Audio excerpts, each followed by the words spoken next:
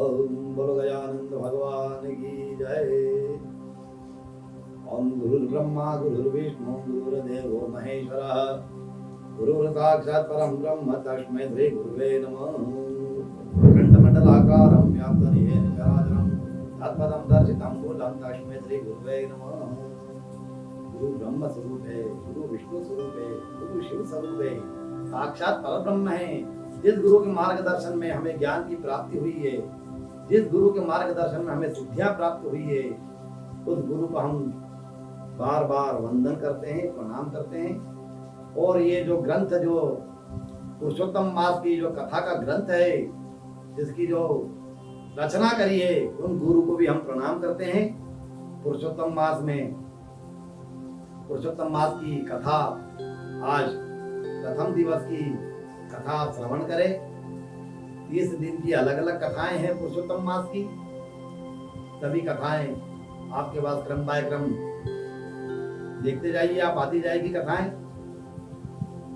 गजाननं भूतगणाधिसेवितं कपिलजम्बुफलचार भक्षणं उमासुतं शोकविनाशकारकं नमामि विघ्नेश्वरपादपङ्कजम्।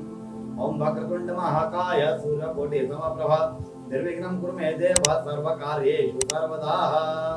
करोड़ों सूर्य के समान कांति वाले, बृहद शरीर वाले, 3.5 आटे की सूंड वाले ऐसे गजानन भगवान को बारंबार नमस्कार करता हूँ और प्रार्थना करता हूँ कि हमारे समस्त कार्यों को हमेशा विघ्न रहित करके उसको संपूर्णता प्रदान करे।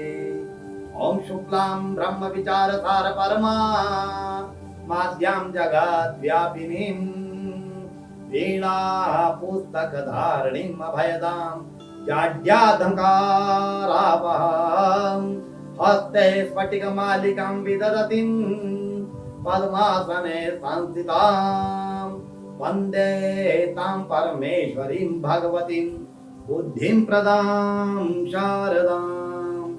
आदि शक्ति संपूर्ण संसार की वाणी को शक्ति प्रदान करने वाली, अमृत प्रदान करने वाली, श्वेत वस्त्रों को धारण करने वाली, श्वेत कमल पर आसन होने वाली, वीणा को मधुर वादन करने वाली और हाथ में ज्ञान की पुस्तकें, वेदों की पुस्तकें धारण करने वाली, जड़ बुद्धि के अंधकार को नष्ट करने वाली और मनुष्य के भय को हरने वाली, अपने हाथ में स्फटिक की माला धारण करने वाली और सुगंध से सुशोभित और विद्या और बुद्धि देने वाली परमेश्वरी भगवती शारदा को मैं बारंबार नमस्कार करता हूँ।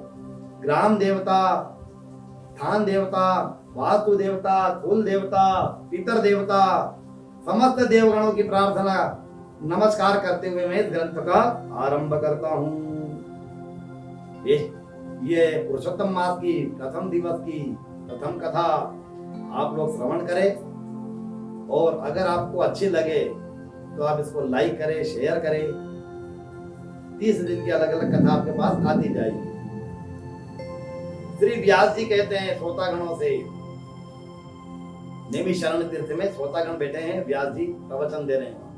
श्री व्यास जी कहते हैं श्रोतागणों से, हे श्रोतागणों, भगवान के चरणों में श्रद्धा रखने वाले, मोक्ष की प्राप्ति की कामना रखने वाले, मोक्ष की प्राप्ति के साधन में तत्पर रहने वाले, आपकी इच्छा अनुसार इस संसार में अल्प प्रयास से, बहुत कम समय में, बहुत छोटे से प्रयास से महान फल देने वाला, भक्ति के सभी प्रयासों में सर्वश्रेष्ठ कहा जाने वाला, जिस प्रकार से वेदों में सामवेद सर्वश्रेष्ठ है, नदियों में गंगा जी श्रेष्ठ है, पर्वतों में सुमेरु पर्वत श्रेष्ठ है, गौ में कामधेनु श्रेष्ठ है, वर्णों में ब्राह्मण श्रेष्ठ है, उसी प्रकार से यह पुरुषोत्तम मास भी सभी मासों में सर्वश्रेष्ठ कहलाता है। एक समय की बात है, नैमिषारण्य तीर्थ में तपोवन था। उस तपोवन में ऋषियों के द्वारा प्रारंभ किया गया ज्ञान और मोक्ष प्राप्ति के साधन हेतु मोक्ष को देने वाले यज्ञ हो रहा था।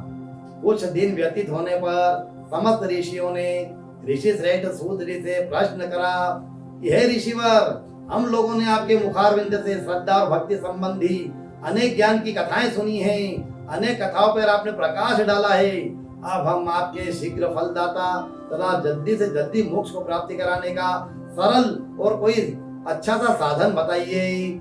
आप तो कथा प्रसंगों में कह चुके हैं कि जीवात्मा को मोक्ष की प्राप्ति के लिए अत्यंत कठिन साधना अर्थात तपस्या, योग और साधना करना पड़ती है और करना चाहिए।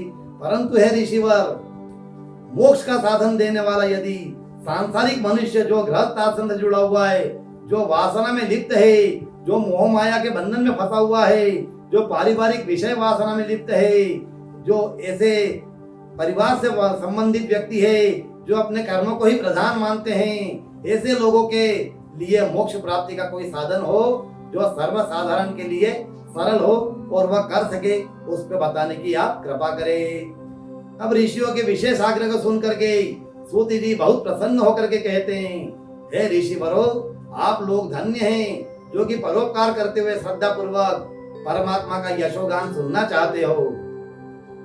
मैंने अपने गुरु के द्वारा मोक्षदायिनी अनंत पुण्य देने वाला सर्वसुलभ और सांसारिक पुरुषों को अत्यंत सरल मार्ग मोक्ष प्राप्ति का सुना है, वह मैं आपके सामने प्रकट करता हूँ, उस पर प्रकाश डालता हूँ। आप लोग एकाग्र चित्त होकर के सुनिए। जैसा कि प्रश्न आपने मुझसे किया उसी प्रकार से नारद जी ने भगवान नारायण से किया था, तरह धर्मराज ने भगवान श्री कृष्ण से करा था कि हे महाप्रभु, मैंने आपके मुखारविंद से अनेक धार्मिक प्रसंग सुने हैं। आज मैं आपके श्रीमुख से सांसारिक मोह माया में फंसे हुए अनेक पाप कर्मों में लिप्त 84 लाख योनियों में बारंबार जन्म लेने वाले और मृत्यु को प्राप्त होने वाले जीवात्मा को मोक्ष प्राप्ति का कोई सरल और उत्तम साधन बताइए। तब भगवान इसका सरल और साधन उत्तम बताते हैं। अभी सरल साधन जो उपाय बताएंगे यह कल की कथा में आएगा। अच्युतम केशवम श्री राम नारायणम कृष्ण दामोदरम श्री वासुदेवम हरि श्रीधरम माधवम गोपिका वल्लभम श्री जानकी नायकम श्री रामचंद्रम भजे। बोले कृष्णचंद्र भगवान की जय, पुरुषोत्तम भगवान की जय, मासानाम उत्तम मासे पुरुषोत्तम मास की जय, आज के आनंद की जय।